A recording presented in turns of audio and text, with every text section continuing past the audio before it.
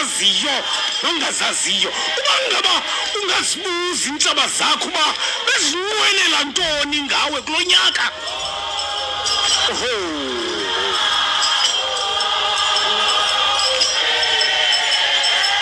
uthi uDaniel xa inika impendulo kumkani, xa ibuza kumkani Daniel uyaphila, uthi kumkani uThixo uzivalile, thumele ingelosi yakhe wavala uThixo. Kuloo nto ndithi kuwe ke mphulaphuli, nawe ungazidli kakhulu, ungazidli kakhulu xa kuphela unyaka, ungazidli kakhulu.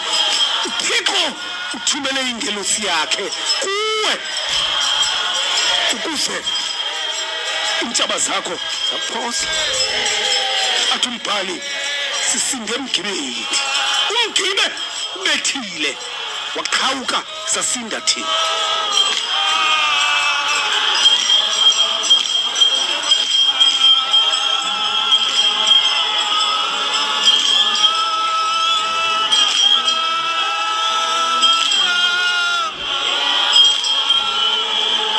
Elixesha mphulaphuli lelobulela uThixo, ixesha lokubulela uThixo thi awu Nkosi yam kanene uqhawukile umgibe ndasinda mna.